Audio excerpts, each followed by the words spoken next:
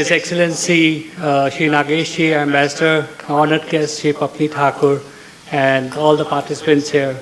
Hearty welcome from IIT Alumni Association of Thailand. I am President of the association, Subin Bhatia. Most of you know me. So I'm really honored that you could be here with us for our Knowledge X event. And we'll get started with our Knowledge X talk today. So most of you know about IIT Alumni Association, but for those who don't, I will just get started with a 2-minute introduction of who we are. So IIT Alumni Association is a pan-IIT platform in Thailand for all the IITians. So IIT Alumni Association of Thailand is a pan-IIT platform for IITians in Thailand. It was established in 1990 by distinguished seniors. And our mission is to establish the brand IIT in Thailand and Southeast Asia, also to further the India-Thai relationship in technology, education, and management. And as pursuant to those missions, we conduct a number of programs and events, some of which are talks like this. We have industry interaction, we have higher education interaction with the Thai universities. We conduct events which are beneficial to the society, as well as we conduct social events for the IIT family members. And over time, we have established a lot of, we've had a lot of success stories, the primary of which are the Engineering Student Talent Award, which we call ESTA, which we do with RMUTT, and we have been doing that for almost 10 years now. That part of that event is we conduct examination for engineering students across the region. Last count, more than 400 to 500 people took that exam, and the winners of those are given prizes by the association and our sponsors, and with help of the Indian Embassy, they are sent to India for summer studies and to do cultural tour and to do the relationship tour, and it's been a huge success. Due to COVID, we have had a bit of a hiatus for 2 years. But this year, I'm happy to announce that we have established a date of December 2nd, 2023 for this event. And I'll be sending more communication to that. We have already reached out to the Indian Embassy for assistance, and we are very glad that we are getting very positive support from the Embassy. So thank you again, Your Excellency, for that. Apart from this, we have done collaboration between IITs and Thai institutions. For example, IIT Madras has a MOU with RMUTT. IIT Gandhinagar had a MOU with Sri Nakrin Virod University, and currently IIT Bombay is talking about a collaboration with Mahidol University in the field of robotics. Whenever that is concluded, we'll again communicate it back to you. It will be a huge win for India-Thai collaboration out here. Beyond this, we also adopt a lot of social causes. In the past, we have adopted the Ban Kru Noi orphanage for many years. Some of our old, like Mr. Pramod Jain was the leader in that, and we had adopted them for many years. Then we have also helped with building the old age women home in Pathum Thani. We were also part of the exercise during the COVID pandemic to send oxygen generators to India. And now we have taken on the Shanti Bhumi Foundation as a charitable initiative. You have a card on your table which talks about it a little bit. Encourage all of you to just do the QR code, open your wallets and do it. We'll talk a bit more when we get a chance during the lunchtime, but we'll talk about it later. Now I'll get to the main keynote event today and our star of the day, which is Dr. Chaklam, who is with us. Dr. Chaklam is the professor at Asian Institute of Technology and is also director of WellTech at AIT. He's a very reputed person in artificial intelligence, natural language processing, neuroscience. He has he's done his PhD in Japan, and his postdoctoral research is also in the field of artificial intelligence and brain-computer interface. So in today's study, now all of you would have heard of artificial intelligence. The good, the bad, the ugly, people have scared you, your jobs are going to go away, the world will be taken over. Today, what we'll try to do is give you a bit of an insight on what it is, how is it generated? What is OpenAI, ChatGPT, what is Google's Bard, and what is Meta's Llama? And how does it impact you? What are its challenges? What are its limitations? And I'm sure you'll have tons of questions. So we've kept a Q&A session. So I encourage you to take a note of your queries, and we'll have a session at the end of the talk.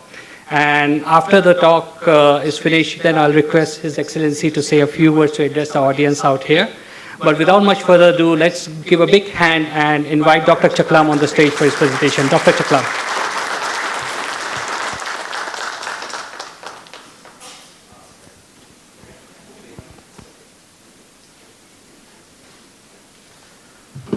Thank you very much, everyone, IIT Alumni Association.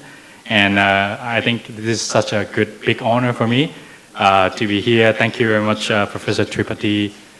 He invites me and say, hey, this is a big group of exciting people, and can you give a talk about your research? I say, yes, there's no doubt, right, because this is an exciting group of people. Anyway, I think the plan today is I don't want to ruin our day with my technical details and all of my coding, etc.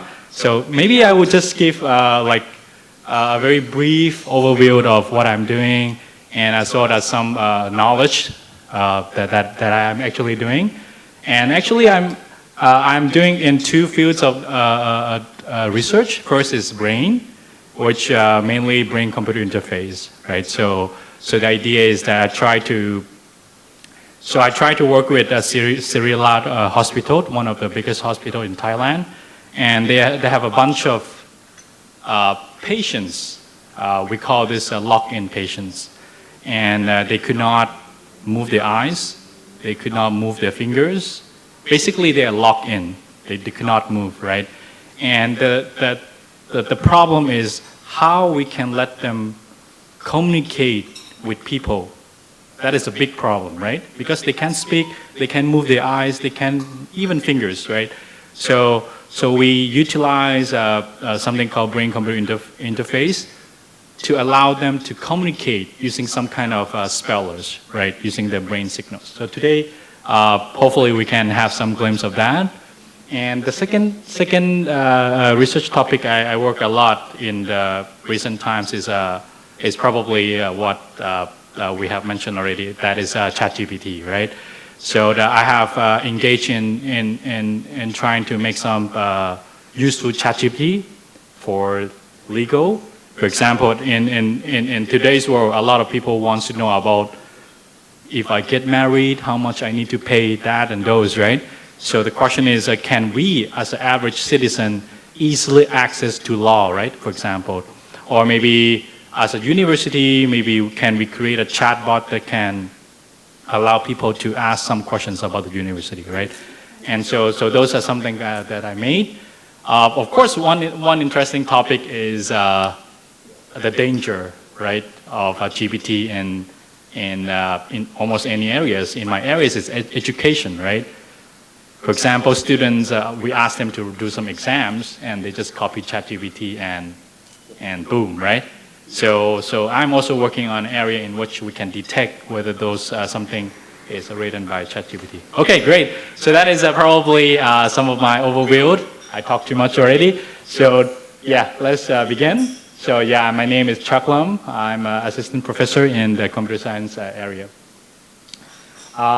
So a little bit myself, I'm from Hong Kong actually, and I got my PhD from Japan. My research is mostly deep learning with language and with brain, and those a bunch of students in my lab. I have around 30 master students and 5 PhD students. Okay, so maybe first part is language.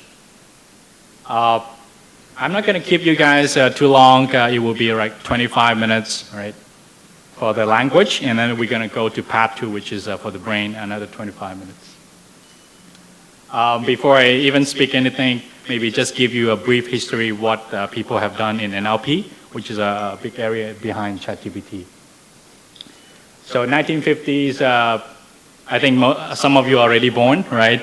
So in the beginning, I I think during that times is inspired by World War II, right? A lot of natural language technologies is developed during World War II, and the main ways we can do is using rule base, like tons of rules, 1,000 rules, right, for example. And then in 1980s, we start to do something called computational grammar.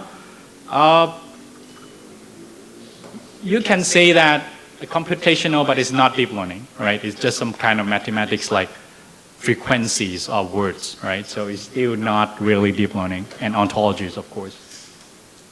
And in 1990s, I guess everyone know statistical models like support vector machine, naive Bayes, those kind of things.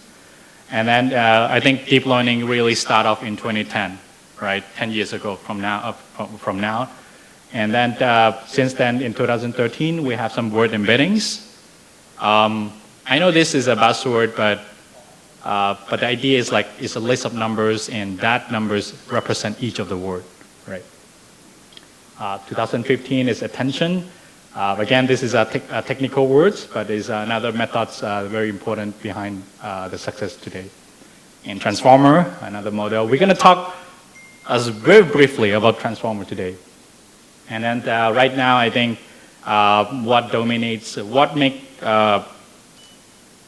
ChatGPT so successful is something called pre-trained models, and we're gonna understand that a little bit. All right. So the part one is large language models, and so large language models is a general purpose model that excel in wide range of language tasks.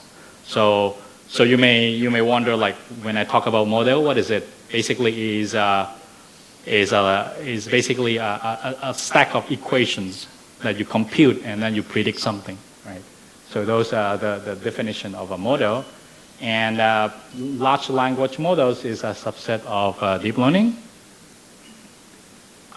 Maybe a little bit of introduction. ML is basically concerns anything that predicts something, and deep learning is using some kind of neurons to represent those kind of predictive models, and LLM is basically fall within deep learning, which uses deep learning again to predict something, right? So that is a large language model. It intersects with generative AI, which is a big field, right? Anything that concerns with making stuff is called generative AI.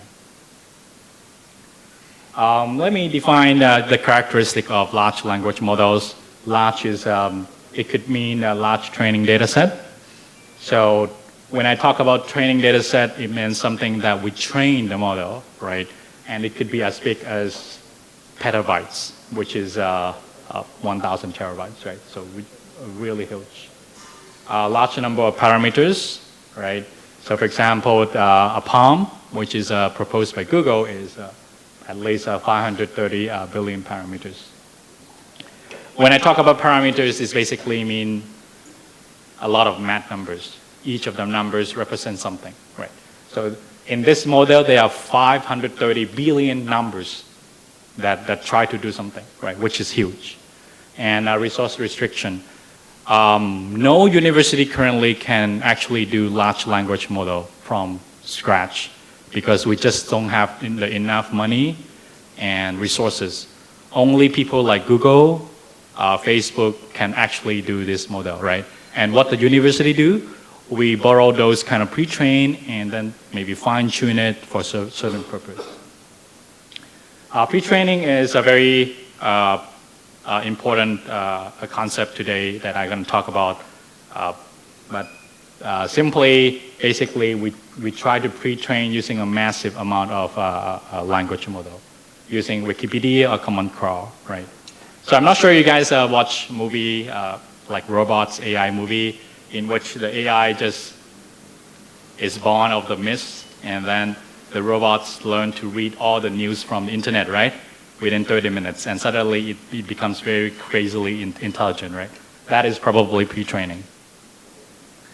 And yes, another last characteristic of a large language model is one is pre-trained is very generalized. It can work for any task. It can answer your question, it can summarize, it can translate everything with one model, right? So that is the amazingness of a large language model.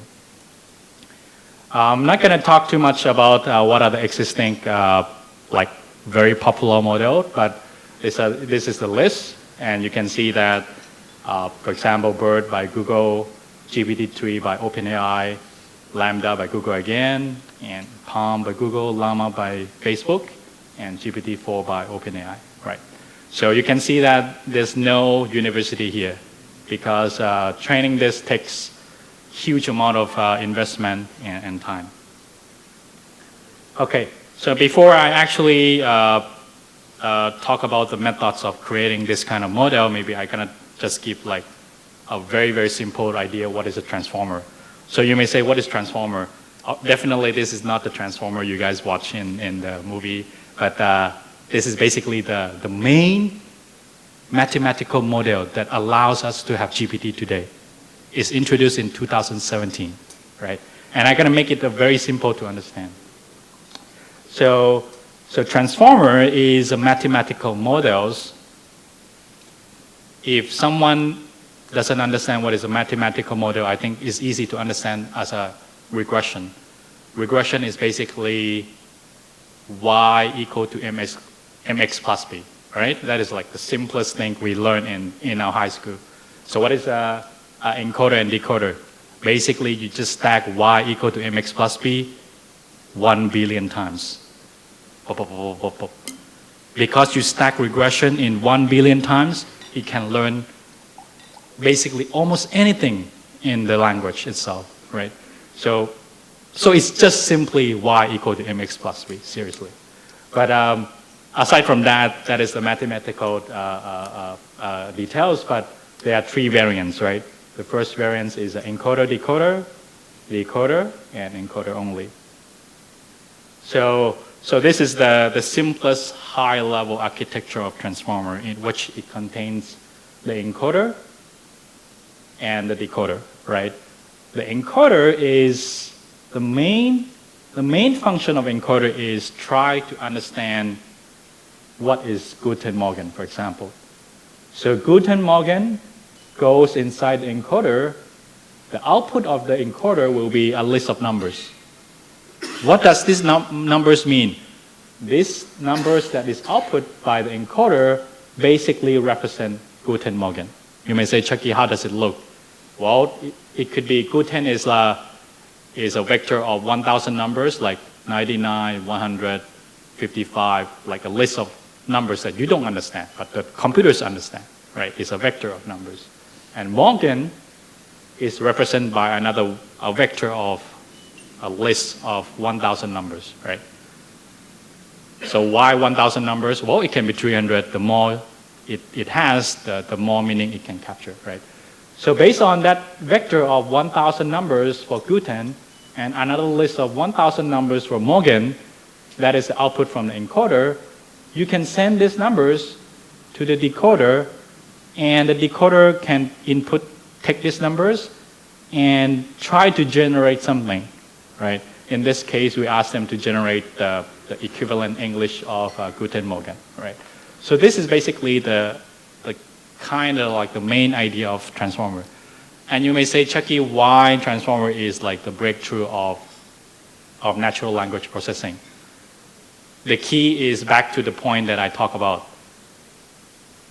Transformer is basically y equal to mx plus b stacking together, right? Because you stack so many layers, it can infinitely scale and can be parallelized. So you can use a lot of GPU to try to learn infinite amount of knowledge in a very short amount of time. Previously, we have a lot of model, but we cannot do this, right? So this is the power of transformer.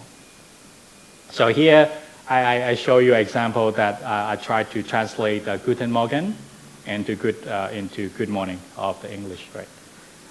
What is another power of transformer? Well, sometimes we don't need the encoder, right? Maybe we only need some kind of decoder, right? So this is something called decoder-only transformer, in which maybe I type chicken walk, And then the decoder will try to generate the rest of the text across the road. So you may say, can you give me another example? How does this work? This is exactly how ChatGPT works, right? You say, please write a story for me. And then you ... right? It would send to the decoder, and the decoder would just write a bunch of text, right? So this is basically what ChatGPT do behind the scene. Is a decoder-only architecture. Another power of a transformer is, hey, I don't want to generate something, I want to encode something, right?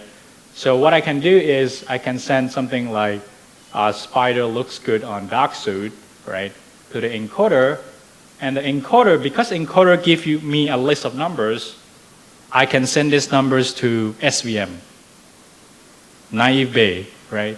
And then it can give me whether it's a positive or maybe is what kind of topic is this, right? So it can very suited for classification purpose, right? So transformer is, in a nutshell, is only encoder and decoder, a very simple idea behind transformer.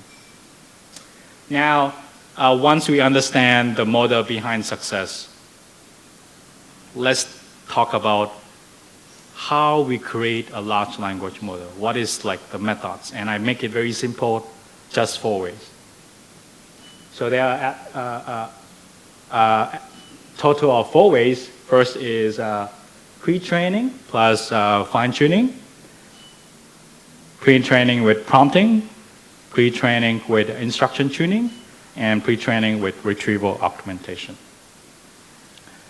So first of all, pre-training is probably the most important task that you must do. So I think the question here is like this, very simple. If I have an AI, in the beginning it's just a baby, right? How do I make this baby become like expert in language? Simple. I just let it read all the things in the internet, right? But no, reading all the things in the internet without any goal it does not learn anything, right? So it's very important we think as a scientist, how do we train that baby to understand all the news, all the things in the world, so that it can be a very beginning model, right? So the breakthrough in NLP again in 2018 is something called masking. So you may say masking is what? And the idea is simply this. I take some text from the internet and I mask something out. The thing I call mask is basically you blank it out. So for example, the book is on the, right? And I ask the model to predict what is the likely tokens or words that should be here. And by randomly masking all the knowledge in the Wikipedia, all the knowledge in the internet, surprisingly, the model can almost understand everything about language. This is the key. It's called masking. So you may say, why masking is so great? If I mask here, it may learn something about location. Like, usually book is on web, right? Maybe I mask something like, there teaches the students. And I think all of you can answer is a teacher, right? And only teacher can teach the students, right? So by masking, it can learn almost anything about language. So that is like the key way we can pre-train. And when we pre-train with a huge amount of data sets. How huge? Everything in the internet. That is how we create ChatGPT. Everything in the internet. And then fine-tuning is something, okay, now we have a baby that we train and it goes up to be something that it knows everything. But when we train a baby to know everything about the internet, it does not mean that it can be good at something, right? Maybe I say, hey, can you predict the stocks tomorrow? Maybe will Apple go up? I want to buy Apple, right? Because Warren Buffett bought a lot of Apple stocks, right? I asked this question. It would say something irrelevant because the internet doesn't have this information, right? The internet doesn't have the information whether the Apple stocks will go up tomorrow or not. So what is fine-tuning? Once you have this very general model, you can fine-tune maybe finance, maybe law, maybe medical, right? So that it can be good at something, right? So that is the process of fine-tuning. So for example, if I want to fine-tune about sentiment analysis, then I can give it something like Spider-Man looks good on dark suit is positive, and then I give it like 1,000 pairs. And probably it can learn stuff. It's a relatively small data set, and fine-tuning is not always necessary because, remember this, once we pre-train model, it is very powerful general, a guy that can do almost anything, right? Whether we need fine-tuning is whether we want it to be for specific tasks, right? And when fine-tuning is not necessary, we call this a zero shot, which is basically pre-trained and works right off the box. I have always a quick question because my students always have problem understanding what is pre-training and fine-tuning. The intuition is very simple. When we are born, we are basically, we have some DNA, right? That we comes from our mom and our dad, right? That DNA is a pre-trained. We are born with some kind of, some people are more genius than others, some people are has higher EQ than others, right? Since they are born, right? That is a pre-training. But when we are born, we live through the environment, we get some education, our parents told us not to do something. That is the fine-tuning process, right? So I want all of you to listen to me that AI and human is basically the same thing. They are not the different thing. Because people who think about AI actually come from neuroscience, psychology. These kind of people try to understand how nature or God create humans. If we understand that, then we can create AI that can be as powerful as us, if not us, right? So pre-training and fine-tuning that is a very good analogy that you can all understand. I have another, the second method is prompting. And prompting is a very simple idea, right? So I get a pre-trained method, I get a pre-trained model. I say, this movie stinks, and then sentiment negative. Review, this movie is fantastic, sentiment, and then the ChatGPT will answer me positive, right? So here, I'm not doing any fine-tuning. I just get a pre-trained model, give some examples, and it can answer me right away, right? So that is called prompting. So no fine-tuning, right? So right here I say, can we not do fine-tuning? Yes, if the pre-trained model is large enough. And the process of asking the right question is prompting. But in 2010, so the rest is like very nice, but in 2010, people learned something called instruction tuning. And instruction tuning is probably the breakthrough in 2021, in just 2 years ago. That's why we have ChatGPT. Instruction tuning is basically, okay, I'm gonna skip the text and just give you an example. I can frame almost any problem in language using something called instruction. So maybe I tell the model, translate this sentence to German, good morning, and I give the answer. I give the answer to the model, Guten Morgen. So I can give this pair of things to the model, maybe 10,000 pairs, or maybe 1 million pairs, right? So it can learn how to follow instruction. By doing that 1 million times, the model can learn to follow any instruction. You can do translation, you can do summarization, you can do almost anything, right? So as you can see, when you talk to ChatGPT, you ask something, it can do almost everything, right? That is the success behind ChatGPT, and that is instruction tuning. Right, so for example here, I say that by tuning over 1,000 instructions, the model can learn to do any instructions, even unseen instructions. All right? And the last one is a retrieval augmentation. And I'm not going to go into too deep into the diagram, but the idea is that if we have a pre-trained model, sometimes if we ask the ChatGPT, it will say something rubbish or maybe something not true. Maybe I ask, when is IIT Alumni Association founded? The answer is 1990, right? But it answered 2001 because it copies from MIT Alumni Association, right? It can be possible, right? That is called hallucination, right? So how to solve this? Because the model learns from the internet.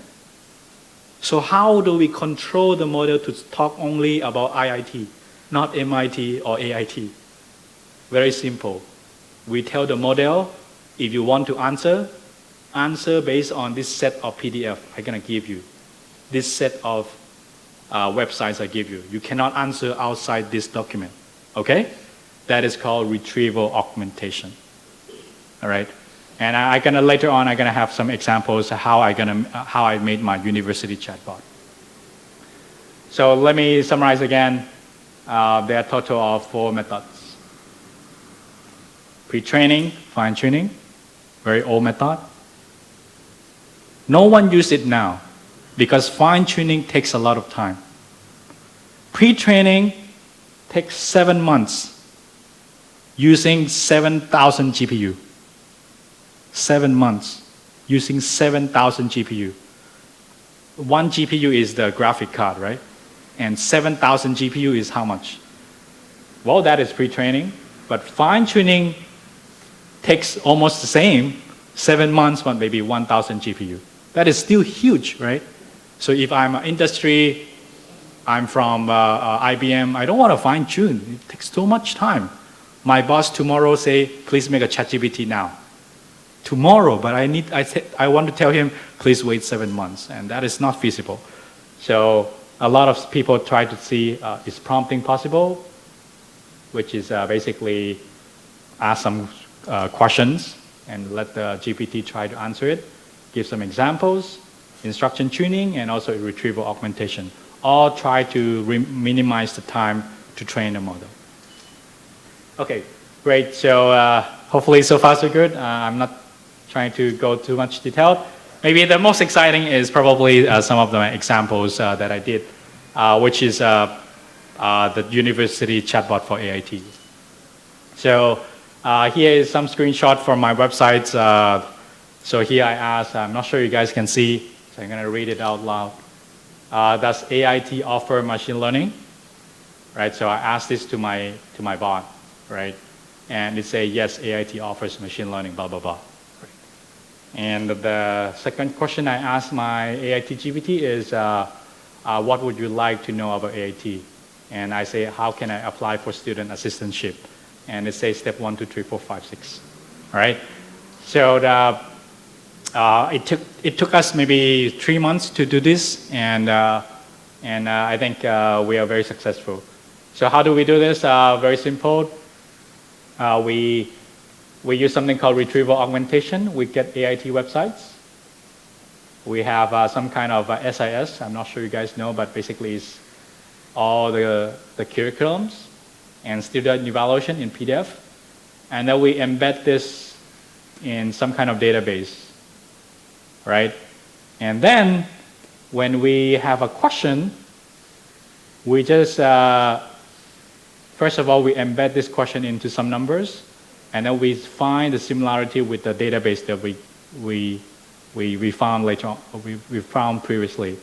And then combining this vectors together with the question, we send to the model and get the response, right? So I know this is like very quick. It may not be fully understandable, but I want to just highlight how easy to create something that is very useful in a matter of 3 months. The challenge is not the model.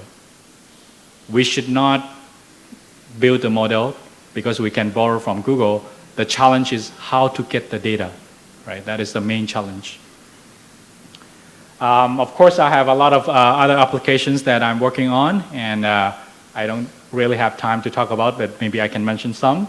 One of them is a legal QA, in which I'm going to open it for all the Thai people, and Thai people can ask any questions about law in Thailand, right? Government style writing assistant. I'm not sure you guys is relevant or not, but in Thailand, even I'm from Hong Kong, I feel like it's so tedious, right? Because whenever I submit a grant to government, they require me to write some kind of format that is government style. It's their language, is their way. So I create this kind of writing assistant. And the second one is, the third one is a medical visual question answering, in which you can ask any questions about our body. You can take pictures of your skin, and you can ask, do I have a cancer? And it can answer you faithfully. And last one is AI content detector, which if you're in a university, you are worried about whether your students are cheated, you can upload the PDF and it will highlight whether it's cheated or not. This is probably the main thing. This is very important because, yeah, I told my students, don't be fancy about AI. It can destroy us, at the same time benefit us. So if we cannot detect whether something is generated by AI, maybe I can post some videos. The US president say this, but he did not say this. I can do it. In my lab, I know I can do it. I can have Xi Jinping say something in the internet. I can make it. I know in my lab I can make it in 1 month. Very simple. And I can destroy the politics between China and US. Very simply, right? Please do it. Okay. Okay. I'm not sure I should do that, but anyway. So I think we have to balance between AI and also safety, right? I think this is the last part of, hopefully I'm not talking too much, and I will quickly jump to my brain part, and then I quickly finish this. So limitations of large language model, you may say ChatGPT is fantastic. It's not. If you're in the science research area, we know it's not. It's not. So there's a lot of problem. First is hallucinations. It can say something like 54 million kilometers from Earth to the moon. And you as the user may think this is true. It's not true. It's actually 54 million kilometers from Earth to the Mars. Right? So this is a big problem of GPT. Efficiency, I think I'm not going to talk about that because it's so huge. And if we want to have in the mobile and IoT, it is almost impossible. Availability of data does not have specialized knowledge. Like I said, if you're afraid that it can say nonsense, we can help with a retrieval augmentation that I just talked about earlier. And trust me, we scientists all know that it does not really understand. It's just y equal to mx plus b. It does not really understand. So you may wonder like why y equal to mx plus b work? Because you stack so many layers of y equal to mx plus b, it can learn basically all the relationships within the language. All. So that's why it can write very nicely, but no, it doesn't understand anything. Right? So that is still something that we have to figure it out. All right? So that is my part one. Hopefully it doesn't take too much, and I will go quickly to part two, brain. And I got some YouTube videos for you to take a look. I won't go too much deep into detail on my brain research. So in my part 2, I'm going to talk a little bit about brain-computer interface, some example that my lab actually create this speller, and limitations and challenges. Brain-computer interface is a very simple idea in which, okay, skip the diagram. The idea is you wear a cap and you just think about something, or maybe you don't do anything, and suddenly some signals sent to the computers to control something. That's it, right? That is brain-computer interface. Oh, by the way, there are 2 types of brain-computer interface. You either dig a hole in the brain, or you don't dig a hole. No, my lab did not dig a hole, right? My lab just simply put on the top, and that's it, right? Elon Musk do a lot with monkeys, and he actually killed a lot of monkeys, and I don't want to do that. There are 3 main types of BCI, active, reactive, and passive. A lot of you may be thinking that BCI is basically, I think something. Maybe I look at this light, it looks wonderful. I say, turn off. And that is active BCI. But there's also 2 types of another BCI, which is reactive. I don't need to do anything. I just look at something, and based on that stimuli, my brain signal change. That is reactive. And last is passive, which is I don't need to do anything. I just measure your guys' signal. I know whether you are listening to me or you are thinking about hamburgers, right? So that is a passive signal. So based on that, we can actually talk specifically what are the ways we can create BCI. First is motor imagery. So basically, this is a very interesting phenomenon. Scientists found that when I move my right arm, and when I'm looking at you guys raising your right arm, or maybe even a YouTube video of a guy raising the right arm, surprisingly, is the same brain signal. Same brain signal. Even I'm looking at you and you raise your right arm, it's the same brain signal. So by using this, we can utilize this signal to move stuff. So maybe I train to think about moving my right arm, but I'm not actually moving my right arm, right? And there's a pattern. By doing that a lot of times, I can actually move something. I can move robots, I can move something right, left, right. So that is motor imagery. It's considered active BCI. SSVP is another, I'm not gonna, it's so difficult name, right? Steady state visual evoke potentials, but maybe more interestingly is what is intuition. The intuition is very simple. Everything in this world oscillates in certain frequencies. Even this table, even this light, right? It's oscillating in certain frequencies. You may say, no, it's just a matter. No, it's actually oscillating in certain frequencies. And this screen is actually oscillating in certain frequencies too, right? So what is SSVP? SSVP is something neuroscientists found that if we look at something oscillating in certain frequency, our brain will also oscillating in the same frequency, right? That is a very simple idea. So what is a key idea? I think you see trees, right, out there. If you look at trees, and trees are oscillating in certain low frequency, right? Your brain will also oscillating in the same frequency as trees, right? So that is SSVP. And you say, Chucky, how we can make an application? Simple, very simple. And I'm going to show you very soon. P300, again, I'm going to skip all the text and just explain the intuition. When we are teenagers, we all go to school and wait for bus, right? Maybe we wait for the bus for 30 minutes already. And finally, after 30 minutes, so hungry, so thirsty, the bus finally arrived. The moment the bus arrived, every human being will have something called P300, which is a spike in the brain signal. 300 milliseconds after the event occurred. That is called P300. Everyone. No one can suppress this signal. No one. So you may say, okay, Chucky, this is cool. So how we can create an application? We can, right? By the way, SSVP and P200 is both reactive. Human don't do anything, right? It's a reactive signal that the brain has some. Last is a spectral analysis.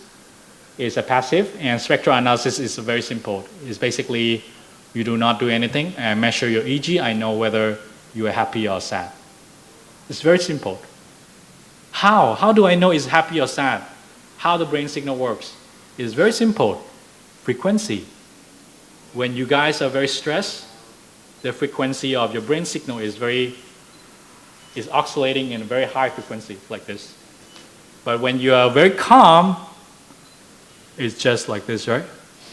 Right. So we know you are probably very relaxed and not stressed using the frequency. But one thing you guys have to be very careful. EEG cannot tell the intensity. Maybe you are stressed, but we don't know how stressed are you. We just know you are stressed, right? So that is something that we have to be very careful about EEG. All right. So maybe just a couple of pictures before I go to some YouTube, and then we can listen to some questions. So this is an example of motor imagery in which we can imagine this arrow, and then we can type accordingly, right? And recall that this patient he cannot move his eyes, fingers, anything. So he needs this speller to help him out. This is a motor imagery to control this mechanical arm. So what is the process? Again, this guy need to imagine moving his right arm. How many times he need to train? 2 to 3 months. Every day he imagine. The computer scientists record until this is stable, then you can make this application. It's like meditation. You need to meditate for 3 months before your signal is stable. Then you can control this kind of robotic arms in a very stable manner. P200 speller. So how does this work? Again, this guy cannot do anything except just look at this guy. And so how does this work? Maybe this one wants a B. The only thing this guy need to do is just look at B. That's it. So how P200 works? Remember the bus? If he's waiting for the bus, when the bus arrives, there will be a signal, right? Oh, the scientists say, oh, then we can do like this. We just blink all the target randomly. But sometimes it will blink B, right? The moment it blink B, because I'm looking at B, there will be a EEG signal. I know you look at B. Chucky, why you don't use eye tracking? Because first, he cannot move his eye, right? Secondly, this is not limited to eye only. You can use audio. Maybe I put five speakers here. It pop, pop, pop, pop, pop, pop, pop. But if I pay attention to this side, whenever there's a sound on this side happens, there will be a signal. I know you are listening to this right away. So this is the key to P200, right? So by blinking a lot, you will know which character this guy is doing, right? And P200 is probably the main ways people use because it's very robust and very stable. SSVP,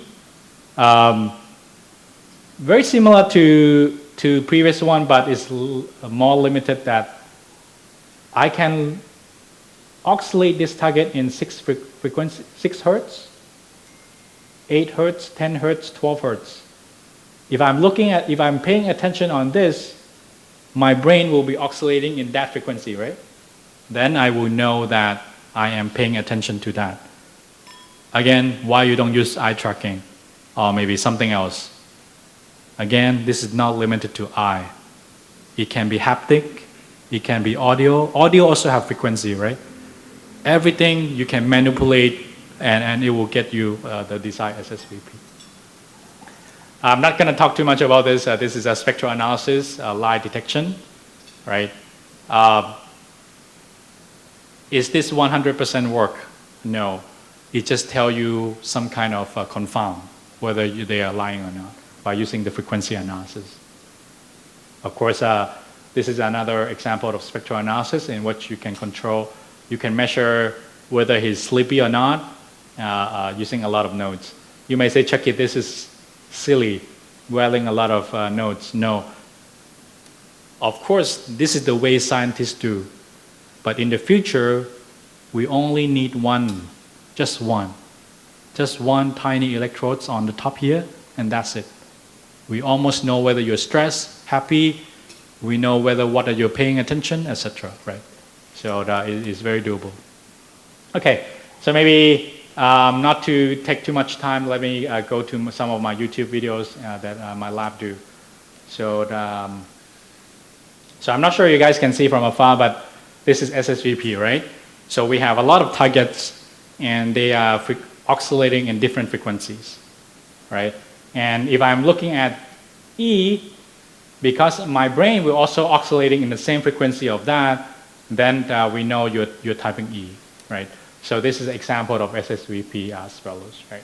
Do you mind if you can go to the next slide? Maybe previous slide, the P200. Yep, and maybe click that. Yep. So this is the P200, and you can see that this is the Thai alphabet, right? And I'm blinking every places, and I'll ask my students to look at the characters he want, right? So because it's flickering, and you're paying attention to certain characters, I will know which character you are looking at because using this P200 signal, right? And you can see that it type in Thai language, this is A, right? And maybe a couple of rounds, we will get something called AIT. Do you mind to scroll to the maybe almost the end? Yeah. Yep. And you can see that for those who can read Thai, this is basically AI, and it will be T, right? So that is P300. Maybe we can go to the third video.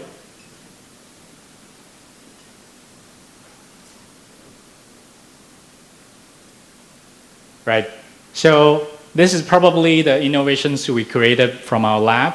So we are the first to combine P300 and SSVP so that it's much faster, right? So you can see that I1C, and it just blink very quickly, and then the participants can type C. Previously, it needs so many flickering, right? And it's so tired with the eyes. This time, by using a hybrid, it can be very fast, right? So this is the innovations we created with our lab, right? Yeah, thank you very much. And maybe last slide.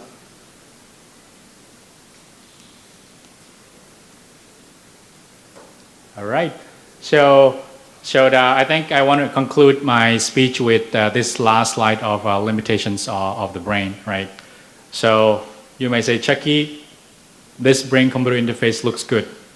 So why we are not using it in the real world? Because there's so many problems that have to be solved. Individual differences. Your signal and my signal is not the same. And another problem is some people just cannot control their brain signal. There are people like that. So how we can proliferate this kind of device for everyone when only some people can do it? Scientists still don't know why some people can do it and some people cannot do it. When I say some people cannot do it, means even I use those SSVP swallow and I ask some people cannot use it. Why? We don't know, right? And noise to signal ratio, well, that speller works very nicely. But if I put those speller inside this room, and there's a lot of electrical devices like that projectors, this mic, those wires, it can interfere with the signal of the brain. The signal of the brain is much smaller than this signal. So if I put my EEG here and this signal together, this probably win. So how do we overcome that? That is also a problem. Brain, this is probably the biggest problem. Even I say I can do it, I'm an engineer, right? I can do it. But I don't know how and why it works. I don't know. I just follow the theory, but I actually don't know why it works. There are so many components in the brain that can make it work and does not work, right? So this is a huge part of the problem. And lastly, I think one of the biggest problem is still very expensive cap, right? In my lab, I have both very cheap and very expensive cap. The cheapest is 50,000 baht. 50,000 baht, I'm asking myself, wow, 50,000 baht for my mom. That is quite a lot, right? If I want my mom to communicate if she is a lock-in, right? But if you want very high quality, you have something called 3 million cap. That is so expensive, right? So how do we control that? The budget is also a big problem. Okay. Anyway, thank you very much for your attention. Thank you.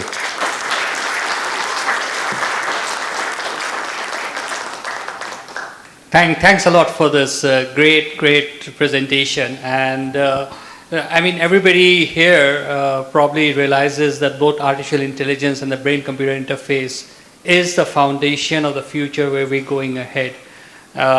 This area is huge, this area is wide, and thanks a lot for trying to simplify it for people to understand. And people here are, I would always claim that they're higher caliber than the normal mass public. But I'm sure there's tons of questions and we've kept enough time for Q&A. So please get started with it. And before you get started, my answer to men upfront is, no, the device doesn't understand your wife still. So don't ask that question, anything else is fine. Anybody? I just want to understand one thing. When you said, when we just talked about, sort of analyzing data, do you use actual human being or you just use human resource data? Okay, great. So I think you're talking about large language models, right? When we evaluate the quality of the answers, right? Actually, we can do both ways. One is using human. If we use human, it's much better. ChatGPT use human. So ChatGPT, when you ask, it gives you very smooth answer, right? Because they ask human to analyze the question and see whether the answer is good or not. They give a lot of scores to the answer. So the model know how to answer. But scientists also ask, wow, if we need to pay human, it's too expensive. We don't have money like OpenAI, we don't have money. Then there's another group of scientists try to think, how do we analyze the question and answer using another neural network, right? So both are possible, but currently I can say that using human is much better. But we are trying to move away from human.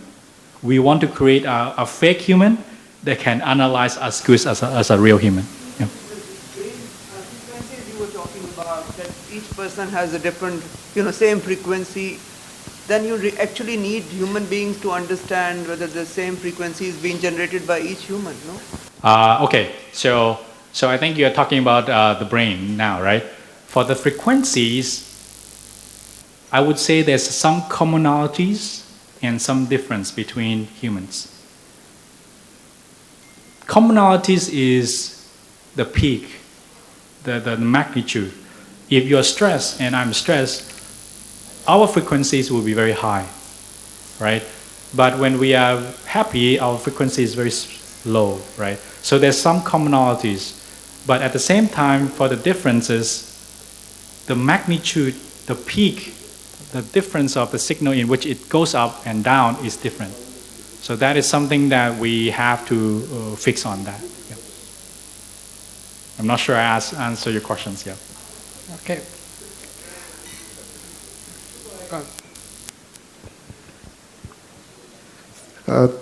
Thank you, Professor Chaklam. Thank you very much. Thank you very much. Fascinating presentation.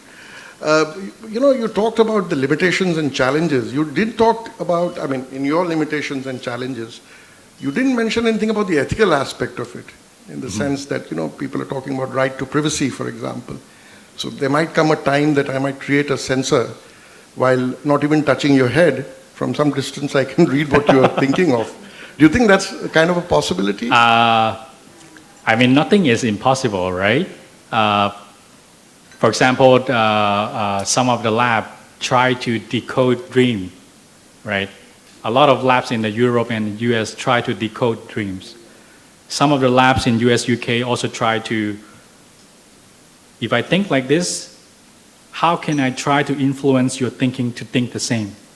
People are doing, but it's still very difficult. It's still very difficult, not easy. But I would say that if once we pass that breakthrough, everything is possible. Yes, and I agree with your concerns. Yeah. One thing I just wanted to mention, I mean, in my line of work in diplomacy and strategic affairs, there's a fascinating article a couple of months back in Foreign Affairs magazine about how the war in Ukraine with Russia, the amount of AI which has been used by Ukrainians, with the American help of course, in taking down Russian missiles, incoming missiles, drones, etc. So that's the other worrying aspect in terms of these, autonomous weapon systems, which all of us are working on.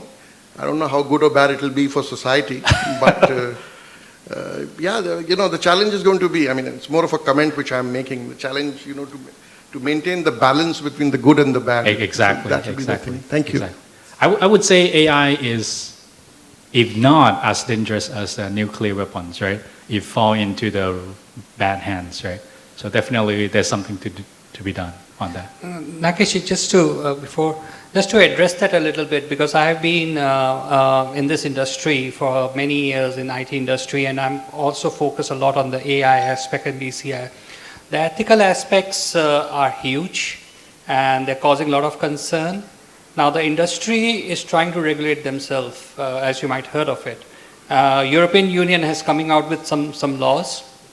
Spain briefly banned it. I don't agree with that. Americans are trying to do their own thing. But let me be very clear on this. And I had a discussion and I would say a debate on stage on this, that if you try to suppress it, the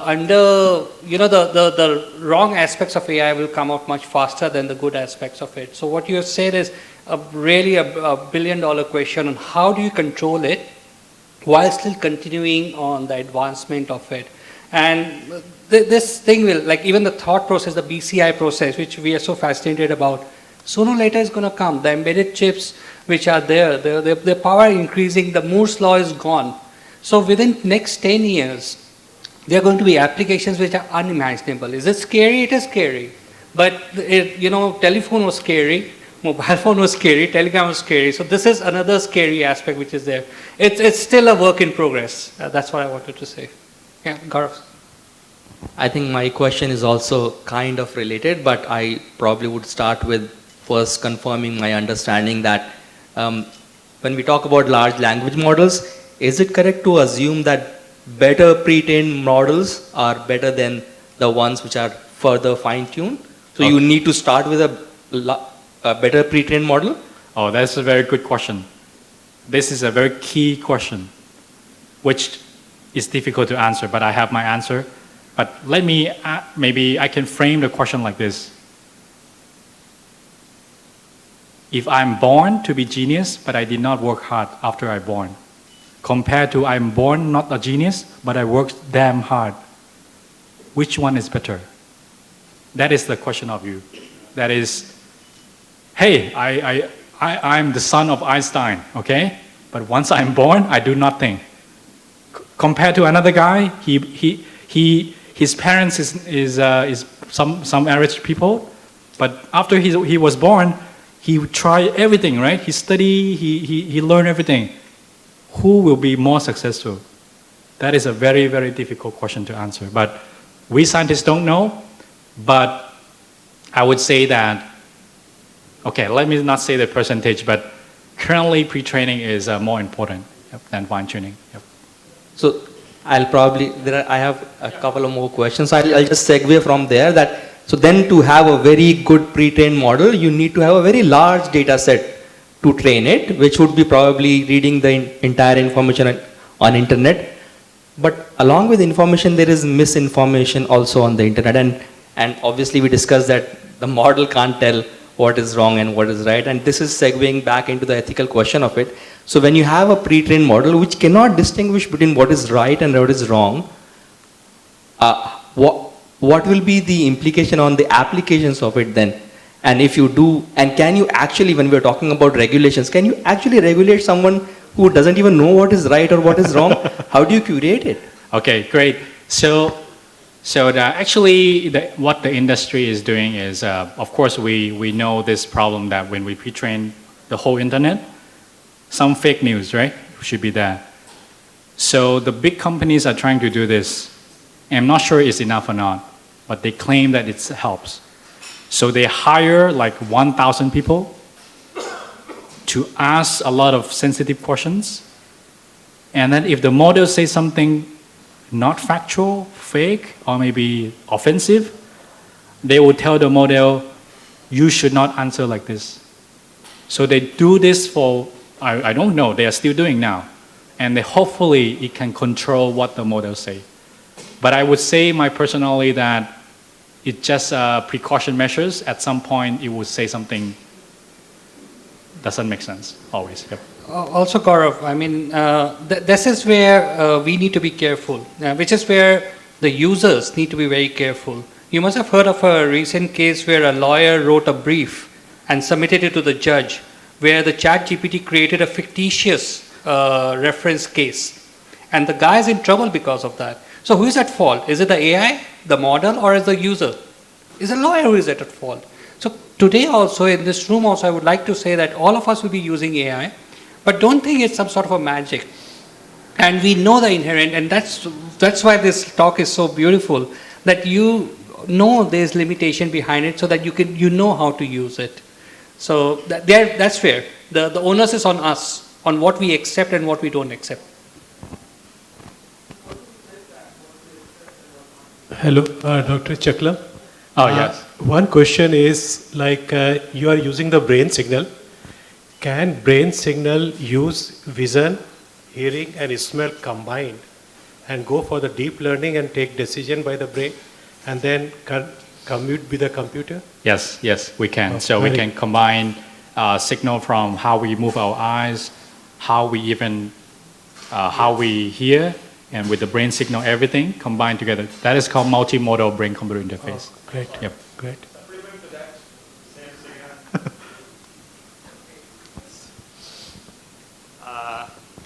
Supplement to the same signal, is it possible someday there will be a device that can read everybody's signals in the brain and compute?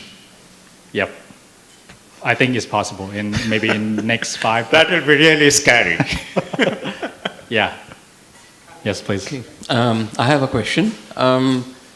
Given that all the basis of artificial intelligence research, which the universities are doing right now, since it's very capital intensive, you mentioned that it's only companies like Meta and Facebook who have very deep pockets. Right. They have laid the foundations for all of this. Now, these are for-profit organizations. So, and now the universities are actually following and building up on top of that. Yep. So ultimately, they end up gaining quite a lot because they're not going to do anything which is going to harm themselves, right? So I think it's a given that all of us who know about AI are actually working, all of you are actually ultimately, indirectly working for their gain. So number one, do you support regulation on them, that there need to be restrictions? Number two, is there a parallel body coming up which actually is doing something to compete independently without any reliance on the big companies? Okay, so maybe I think I can talk about from the university side. I think I don't think I can represent everyone in the world, but I can see moving forward that one, yes, we agree that regulations is very important, right?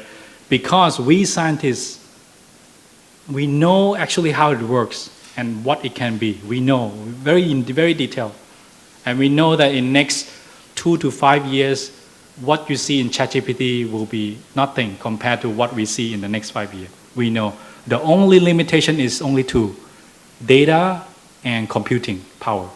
Only two. We know it can be very dangerous, so we welcome any regulations. But I think academics people are not good in regulations, right? So certainly we welcome people on top of us to regulate us, right? I think we want that.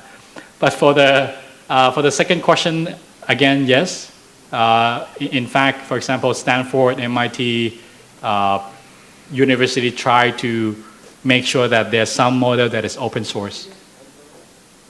If all the model is proprietary, that means it's owned by Microsoft and Google, is not good. There will be always, this gap will harm us. So there should be some model that is open source, allow people to develop at the same time to compete. Otherwise, this balance is not maintained very well. So yes, yeah. Yeah, one question on behalf of the audience here. So we have a lot of distinguished senior people in the industry. Some are businessmen, some are senior executives.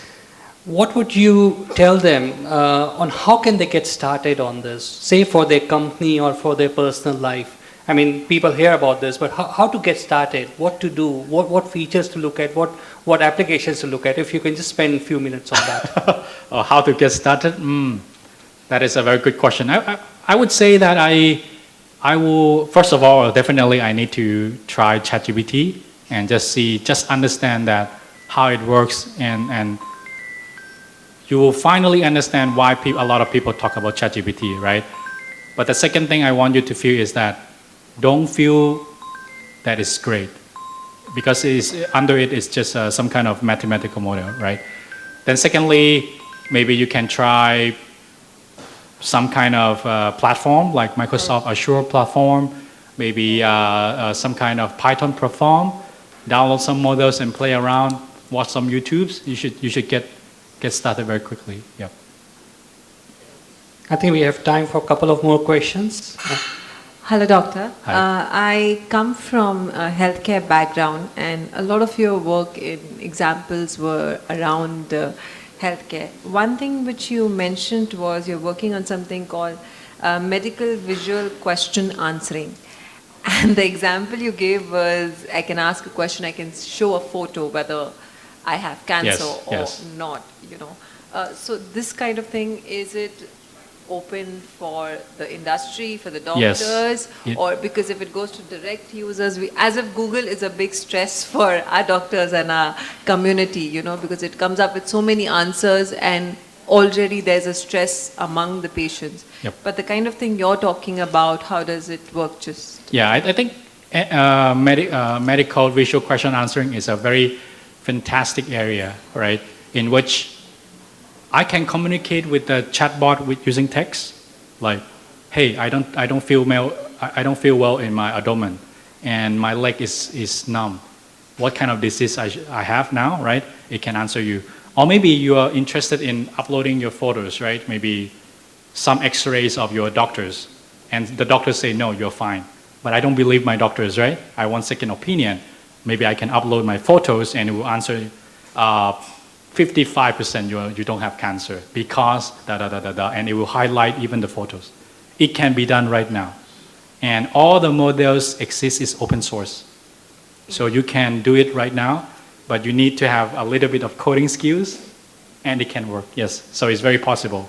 But my question here is, isn't it a little more harmful at this point of time? Because if they go by the words rather than the actual testings or doctors or things like that, the patient is more confused than, aware of what exactly is going on. Yes. I think we all share concerns about the sensitive things, right?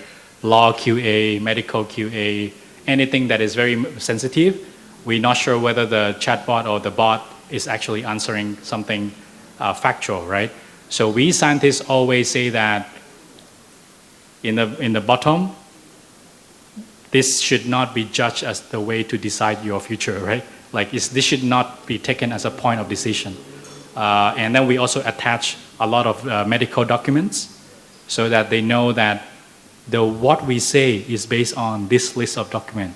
If you have any question, please look at them, right? So yeah, we understand that concerns, but at the same time, we don't try to replace doctors, but probably as a second opinion, I would say. Yep. So it's not yet that customized, I would say.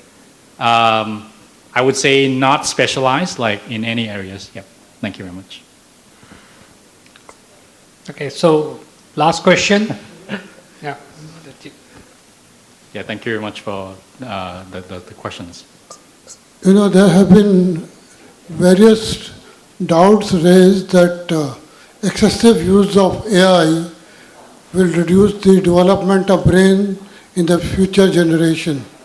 Would you like to comment on that? Yes, this is a fantastic question, and I myself study psychology a lot. I like to read books, and there's one book, I don't remember the title, and I really like the philosophy. AI will always make strong people stronger. If you have strong mind, it will make you even stronger. But AI will always make the people who already have weak mind weaker. It's always like that. What does it mean? It means that, okay, everyone use Facebook. Some people say Facebook is not good. Some people say Facebook is good. And the final answer is that users are the one to blame, right? But I would say that that book say a very interesting idea that a lot of people with interesting, fantastic mind can leverage the use of Facebook for better cause, right? These are the good example of technology use. But at the same time, our kids that are born with, maybe when they are born, they have weak minds, they could not control what they do, they could not really understand the purpose of life.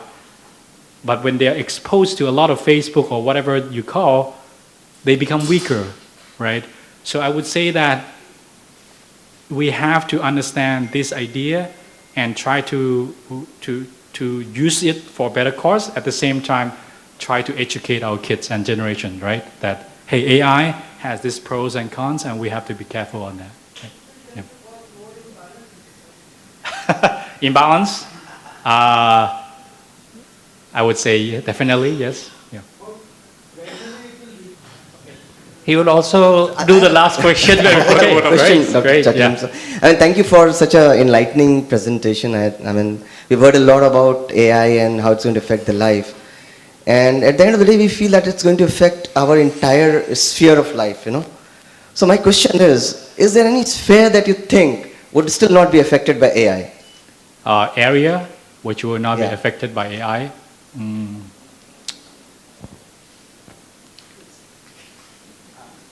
That is a very good question, yeah.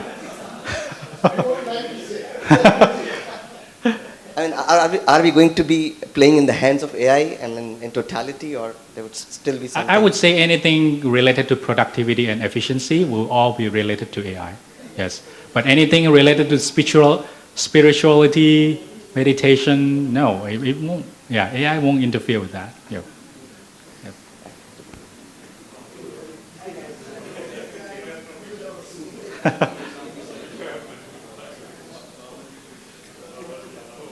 Okay, so no more questions. So thank you so much. Thank you very much. Now I would like to invite His Excellency Sri Nageshji for just address us briefly. Yeah, please. After such a fascinating lecture, I don't know, you know, anything I say would be superfluous.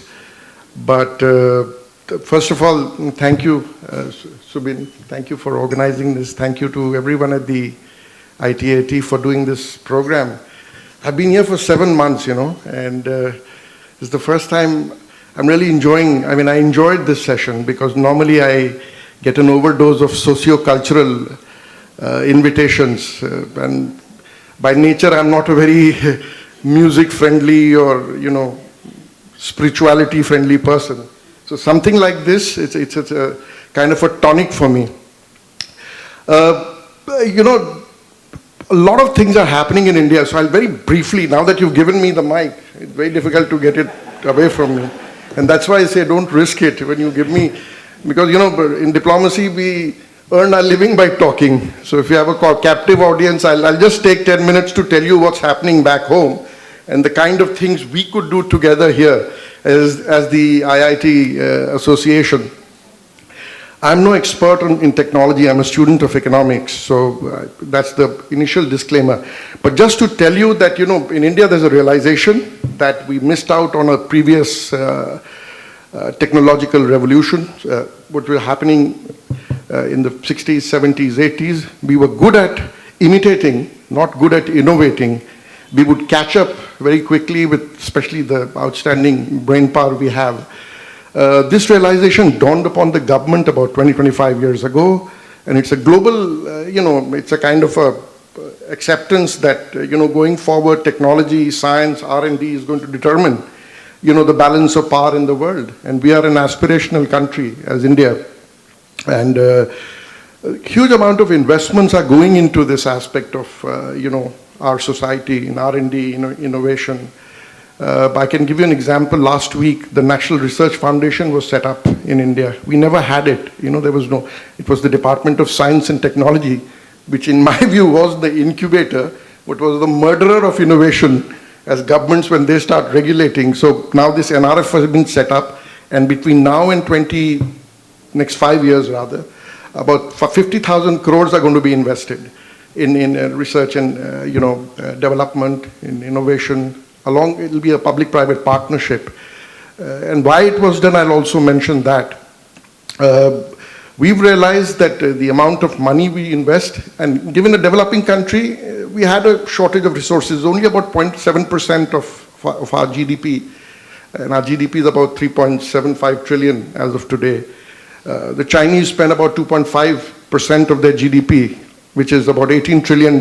So you can imagine in absolute terms, I was reading somewhere that the Americans spend about $640 billion a year. The Chinese spend about $540 billion, and we are somewhere down below. But that is going to change. And the problem was that in India, R&D, private sector doesn't spend the money. This whole MyBaap culture that the government should do it. If you look at it, about 70 to 80% of R&D expenditure is done by the government, unlike in the US and other parts of the world. So that's going to change now. Diplomatically also, what we are doing today in India, for example, 3 centers of excellence are going to be set up. About $2 billion have been given by the government on AI to start working on it. Amongst our partnerships, one of the very transformational things happened in January this year.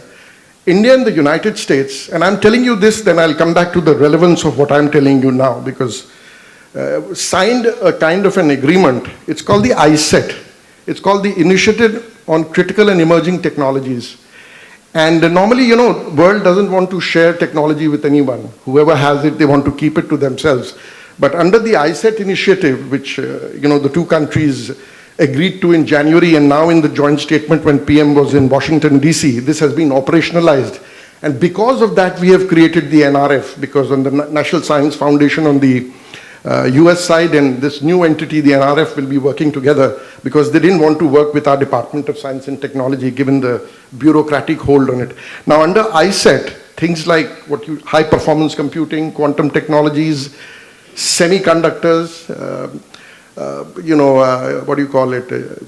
robotics, everything, space, etc., etc. So if you have the time, just go and Google and look at the joint statement coming out of the Prime Minister's visit. It will be on the White House website or even on the Ministry of External Affairs website. So India and the United States today are working on areas where it was unthinkable, just a year or 2 back.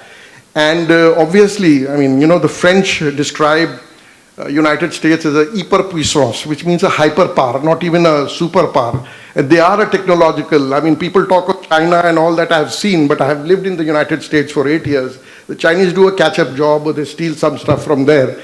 But the remarkable things which happen in the United States in technology, which I'm sure you know more than I do, I was just a layman visitor to their labs, etc. The kind of things which are happening between our 2 countries, because India is getting a boost, we are leapfrogging, or we are not reinventing the wheels in terms of these critical new emerging technologies. And in the Americans have decided to boost our ecosystem, and countries like, outside the United system, we are doing similar work with the French, etc., on the nuclear side, on the space side. And if you look at that joint statement, you'll be amazed to see these were like critical, because, after 1974 nuclear tests, there were 32 technology denial regimes against India. Whether it was the nuclear supplier group, whether it was the missile technology control regime, whether it was the, there are these other arrangements on small and light weapons. And these are all dual-use technologies. 1984, we bought the Cray XMP-24 supercomputer for the Indian Meteorological Department. And the Americans realized that we were actually doing something naughty. We were doing our nuclear test simulations on the Cray XMP. They put a ban on it. They stopped us from, so we developed our parallel processing system. But interestingly, when I was Consul General in Atlanta, Oak Ridge National Lab was in my territory, in Knoxville, Tennessee. And I was invited there by the director, interestingly, of the Oak Ridge National Lab, was a gentleman called Mr. Thomas Abraham from Kerala, but now an American. And that's where they were developing the next generation of a supercomputer called Summit. And they wanted to partner with us. And I laughed. I said, I remember in '84, there were sanctions against us. And today the Americans are coming in, asking us to work with them on Summit in Oak Ridge. So these are the kind of things which are happening. And the technology wars with China, with, the chip wars. Micron is going to be spending about $2.7 billion to set up a, semiconductor facility in India. Now, why was I saying this? I mean, I know Thailand is not United States, but Thailand has its own, strengths. And it's all about collaboration. Maybe we are not at the same level at, India and Thailand cooperation, which we can think of. It might not be at the level which the Americans can help us or what we can do based on our technology. Google, somebody was mentioning, they're going to be investing $10 billion. That's again there in the, again, it's on machine, all the learnings, etc., etc.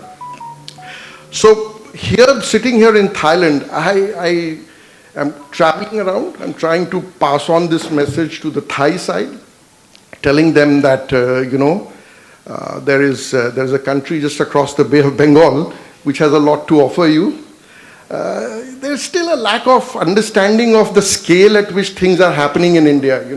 The problem is that our country is so large that when you go there, you constantly hear anecdotes. Oh, you come out of Delhi airport, it's very dirty, or something. That is. So when you are trying to uplift a country of 1.4 billion people, look at the size of our challenges. But given all those problems, what's happening in the country, in terms of science, technology, etc., it's a transformational, thing which you'll see the impact over a period of time.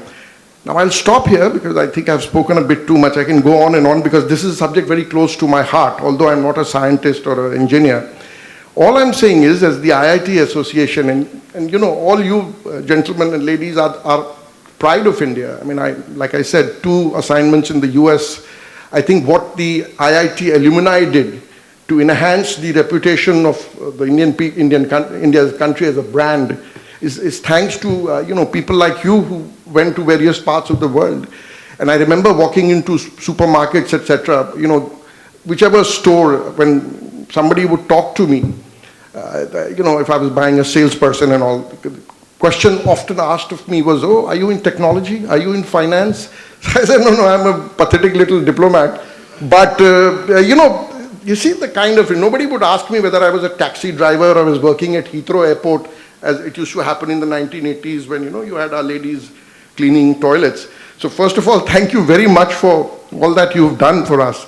But let's think about what we can do in our little world here in Thailand in terms of promoting this aspect of India-Thailand relations. And it can be a two-way process, I have been knocking in my meetings with the Prime Minister here, with the other ministers in terms of, the previous government.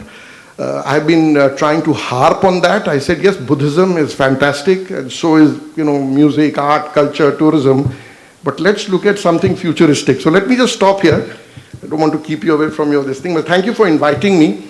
Please do more of this now. I think we should focus on this than, Ghazal night. I mean, which is very fine. Everyone should do that. Ghazal or Diwali, Dashera, Holi. I'm not taking anything away from it.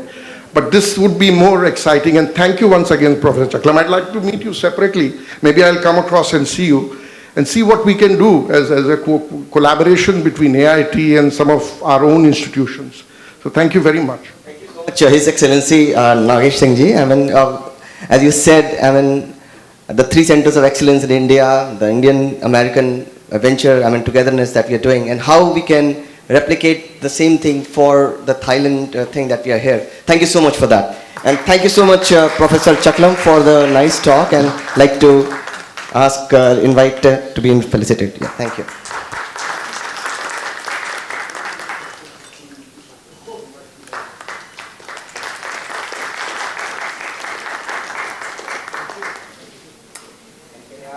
Subin to felicitate Nagesh Singh ji. Thank you.